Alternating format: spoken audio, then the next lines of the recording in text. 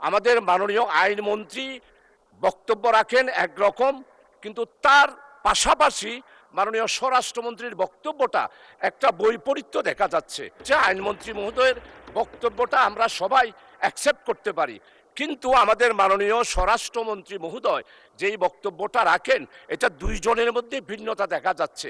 আজকে মাত্র ৫৮ থেকে ৬৩ মাত্র ৫টা প্রশ্ন উত্থাপিত হয়েছে।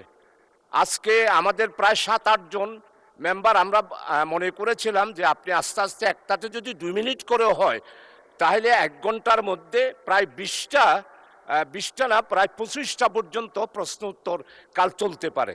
এই জন্য আপনার একটু দৃষ্টি আকর্ষণ করছি, প্রশ্ন উত্তর কালটা আমাদের পার্লামেন্ট মেম্বারদের প্রশ্ন উত্থাপন এবং মাননীয় মন্ত্রীদের উত্তরে এই ব্যাপারে যদি আপনি একটু কন্ট্রোল করেন তাহলে আমাদের সবার স্বার্থটা রক্ষা হয়। আরেকটা হলো ২ নম্বর পয়েন্ট যেটা, সেটা হলো যে প্রশ্ন উত্তর আমরা যা করেছি এইগুলা যদি কমপক্ষে আপনার পক্ষ থেকে একটা রুলিং দিয়ে বলা হয় যে অন্যান্য প্রশ্নগুলো উত্থাপিত হলো বলে গণ্য হলো, এই বিষয়টা যদি বলেন তাহলে আমাদের প্রশ্নগুলা প্রেসে যায়, পত্রিকায় উঠে এবং জাতি জানতে পারে আমরা কি প্রশ্ন করলাম আর মাননীয় মন্ত্রী মহোদয়রা কি উত্তর দিচ্ছে, সেটা তো এখানে লিখিত আছে। এই জন্য আমি ৫৮ বিধিতে ১১টা যে বিধি আছে সেই অনুসারে আপনি অত্যন্ত অভিজ্ঞতার সহিত এবং অত্যন্ত সুন্দর করে প্রশ্নোত্তরকাল চালাচ্ছেন, এবং এই ব্যাপারে বিধিটা যদি আপনি সেইখানে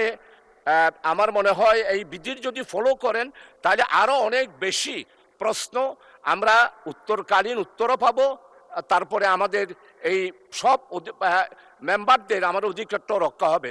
মাননীয় স্পিকার, দ্বিতীয় পয়েন্ট হলো আমাদের মাননীয় মন্ত্রী মহোদয়রা অত্যন্ত বিজ্ঞ এবং অত্যন্ত পুরানা পার্লামেন্টারিয়ান, ওনাদের কথাবার্তা অত্যন্ত সুন্দর, কিন্তু আজকে দেখতে পাচ্ছি আমাদের মাননীয় আইনমন্ত্রী বক্তব্য রাখেন একরকম, কিন্তু তার পাশাপাশি মাননীয় স্বরাষ্ট্রমন্ত্রীর বক্তব্যটা একটা বৈপরীত্য দেখা যাচ্ছে।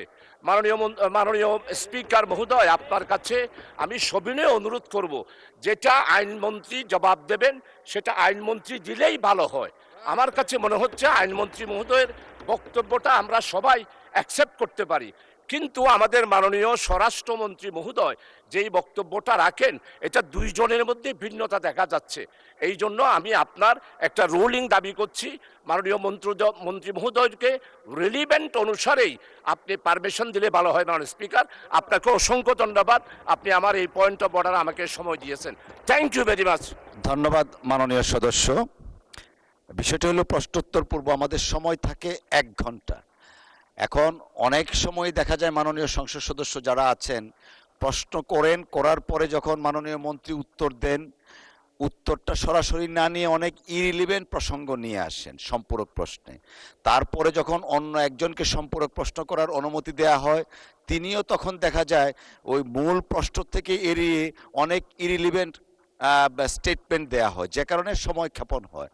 আমি যদি সম্পূরক প্রশ্নের ক্ষেত্রে একটু স্ট্রিক্ট থাকি তখন মাননীয় সদস্য হিসাবে আপনারাই তখন হাউসে বলেন যে আমাদের একটা সম্পূরক প্রশ্ন আছে। তো will try to balance the time as well as questions. Thank you. আর বসেন।